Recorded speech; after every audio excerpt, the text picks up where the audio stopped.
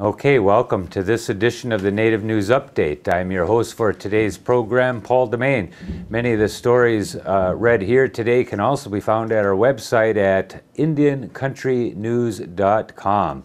Here is the news from the day from the Associated Press and other Native American news sources.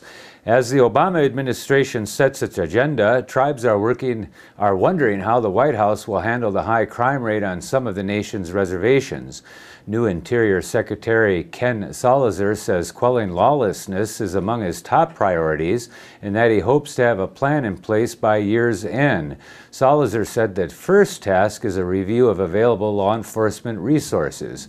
In June of last year, the Bureau of Indian Affairs sent extra officers to the Standing Rock Reservation, which straddles North Dakota and South Dakota. Arrests shot up about 700 in the first month and dropped to 300 in the second month. The BIA is now reducing the number of officers at Standing Rock to 13, or 4 more than before the surge last summer. In August, 24 extra BIA officers temporarily rotated duty on the Pine Ridge Reservation in South Dakota when 30 officers resigned or were fired after a confrontation between some tribal executive board members and the police department. North Dakota Senator Byron Dorgan is working with tribal leaders on a draft of the Tribal Law and Order Act and plans to introduce a final bill in coming weeks. 3 people have pled guilty in federal court to planning to deal drugs on St. Croix Chippewa tribal lands in Wisconsin. 29-year-old George Rainey, 33-year-old Diana Martin, and 26-year-old Andrew Sonnenberg pled to conspiring to distribute cocaine. Each of them faces at least 10 years in federal prison. U.S. Attorney Eric Peterson's office says the 3 worked to distribute crack from Minneapolis-St. Paul on tribal lands since at least January of 2001. 5 other defendants in the case are expected to plead guilty this week. The U.S. Attorney for South Dakota and a defense lawyer will argue an appeal in the 1975 slaying of a Canadian woman 1 month before the case is scheduled for trial. John Graham, a Tsimshian Indian from the Yukon of Canada, is one of 2 men indicted on charges they killed or aided the murder of fellow AIM member Anna May Aquash, a Micmac from Nova Scotia. Graham's lawyer, John Murphy, argued the U.S. doesn't have jurisdiction because Graham and Aquash were Canadian citizens and affiliated with Canadian tribes when she was killed, and federal law requires them to be members of a tribe recognized by the U.S. government.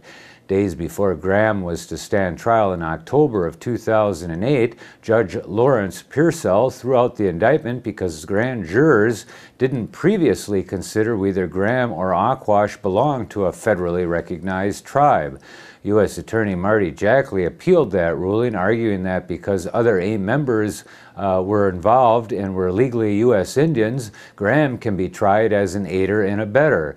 The 8th U.S. Circuit Court of Appeals granted Jackley's request for a hearing and scheduled oral arguments for April 15th. Graham's trial is set to start May 12th in Rapid City with a co-defendant, Richard Marshall. The judge also recently told defense lawyers that any plea agreements in the case must be provided to the court no later than April 14th.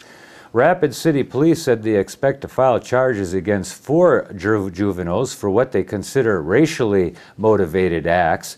The white teens were in a car when they reportedly shot a BB gun pistol at 8 American Indians and threw urine on one of them.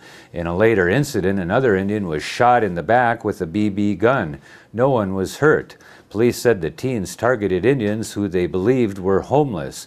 Possible charges to be handled in juvenile court are misdemeanor simple assault, misdemeanor intentional contact with bodily fluids, and felony intimidation or harassment. Governor Bill Richardson last week signed a bill designed to promote cooperation between tribal governments and state of New Mexico. The measure requires every cabinet-level state agency to designate a tribal liaison who would report directly to the head of the agency. It also orders state agencies to develop policies promoting better communication and culturally delivery of services. The bill also mandates an annual state tribal summit between the New Mexico governor and Indian leaders. Santa Clara Pueblo Governor Walter Daschno said he looks forward to the annual summit, saying it will ensure that the state will know the needs of our Indian people. Representatives from Montana's tribal colleges will report on the histories of the state's tribes during a Native American Studies Symposium to be held April 6th and April 8th at Montana State University. Sponsored by the MSU Department of Native American Studies, the two-day event will be held in the Great Room of the MSU Foundation and Alumni Building. Presentations from the Tribal College History Project research teams will highlight the event, which is free and open to the public. There will be no symposium events on April 7th. The symposium precedes the 34th annual MSU Indian Council Powwow to be held April 10th and 11th at the Brick Breeden Fieldhouse. Enbridge Energy's plans for a 1,000-mile pipeline to move Canadian crude have hit a rough patch at the Fond du Lac Chippewa Reservation in northern Minnesota. The company and tribal officials haven't been able to negotiate a crossing on the land. Enbridge proposed a 21-mile detour around the reservation, but Minnesota's regulators declined to approve that last week.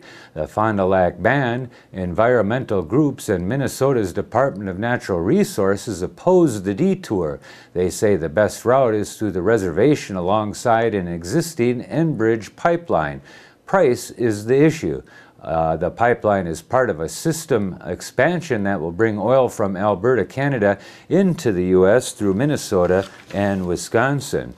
Coming up this weekend is the Saturday, March 28th Winter Ends Powwow on the Lac Courte Oreilles Reservation at the LCO School Gymnasium. That's going to run from about 2 o'clock until about 9 o'clock that night with a special Honoring Women of Influence honor song around 7 p.m.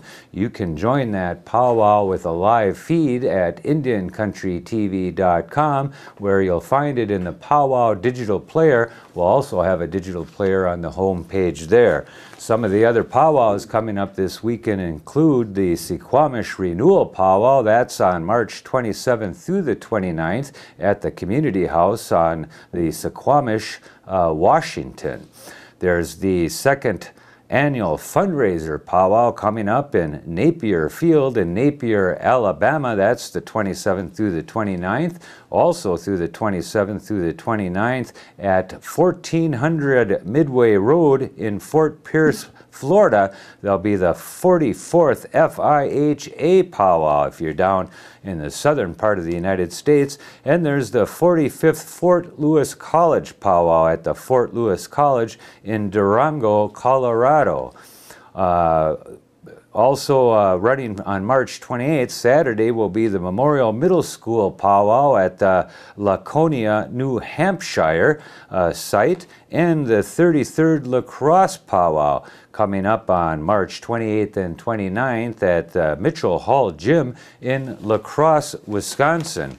A couple more coming up this weekend was the 21st Annual Natchez Powwow. That's being held on the 28th and 29th at Grand Village Natchez in Natchez, Mississippi. And the Red River Intertribal Powwow at the Armory in Wichita Falls, Texas. We'll have a couple more powwows for you tomorrow at the end of the read as well. And that is the latest roundup of news from Indian Country on this edition of the Native News Update. We want to thank our underwriters for helping with this broadcast and you for joining with us. Come again soon. Miigwech.